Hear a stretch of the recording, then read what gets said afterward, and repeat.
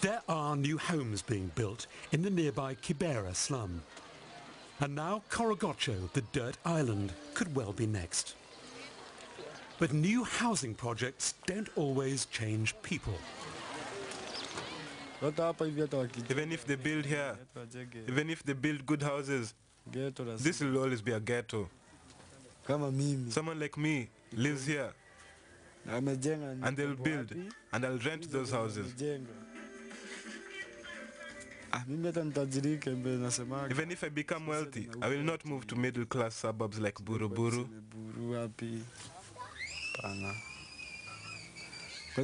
If it's possible, I'll move down there, down to the most feared place in Korogocho, and live there.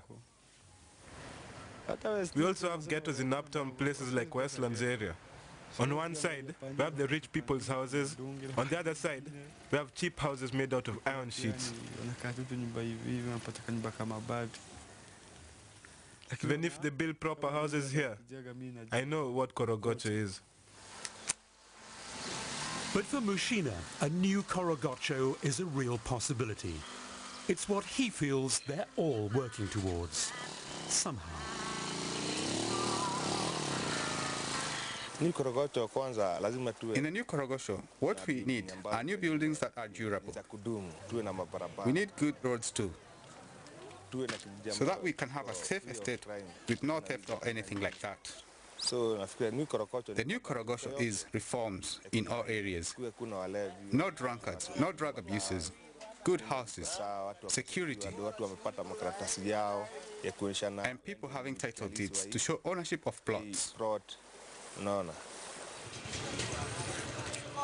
Maybe in 3 years to come, we want to have a complete safe Korogocho, at least 90% safe Korogocho. But maybe what the youth with the motorcycle have done, it's maybe like 10%. We want to reach at least 90%, if not 100. And we are looking at diverse activities, because not everyone can ride motorcycle or motorbikes.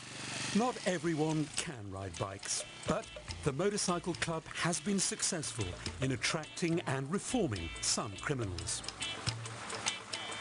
Boniface feels that it's important to include all rule breakers, criminals and potential criminals in the Dirt Island's future. If the youth are not involved in the upgrading process, it won't happen, because these are the people who are thieves, and they're the ones who can destroy things here. The administration is not stronger than the gangs here. Millions of people live in slums like these across the world. Improving their lives is one of the Millennium Development Goals, one that often seems just out of reach. Do we need to listen more closely to the people we're trying to help? They should have come and asked us our opinion on constructing those roads. They put big bumps on that road that are too big for motorcycles. They are bumps meant for cars. The youth are trying to become independent, so they should support the bikes more.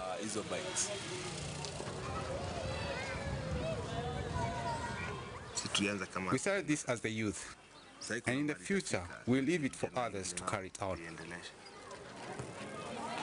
Kama is not waiting on the future, though. He's making his own rules, which may not be anybody else's. But he's got the energy, if anybody wants it. If you ask a child what they hope for in the future, you won't find anyone who will tell you that they want to be poor. If I had my own bike, you wouldn't see me in Westlands. Or find me going to steal. I can't just sit still. I always need to be busy, doing something.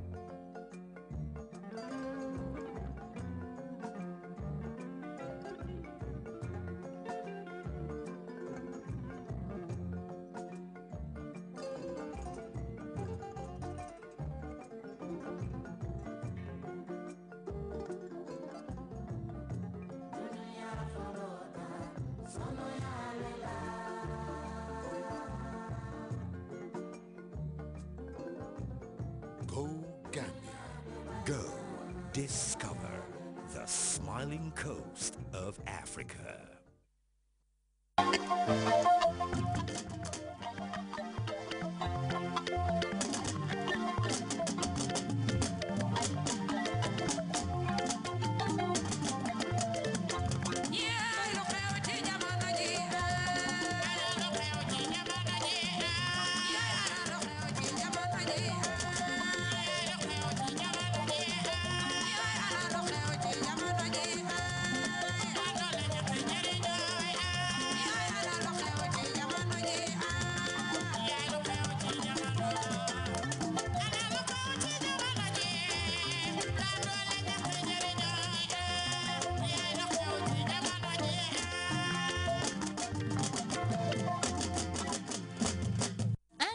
Mama J dimanche bu nekk ci GRTS ci juróom-ñaari waxtu yee genn wàll ci ngoon ba ci juróom-ñetti waxtu yi jamono ji programme bu xew te ànd ak jamono.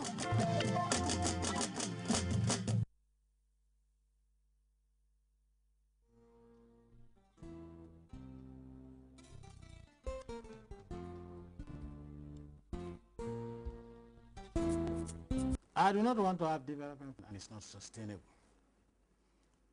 And the only way you can have development is for there to be peace and security. And the only way you can sustain what has been developed so far and make it useful to the people also is ensuring peace and security.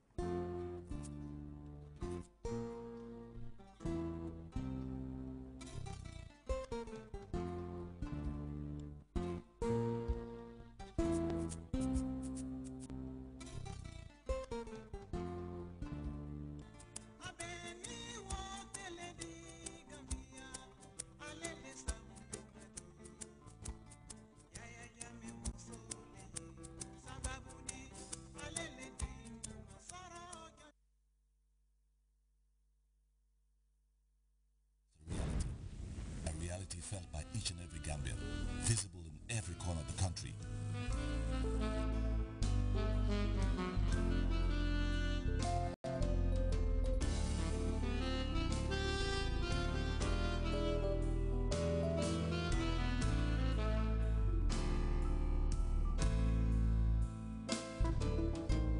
The qualitative leaps forward in making the population healthier, with wider opportunities for education and gainful enterprise, marked the first measure of Jammeh's leadership.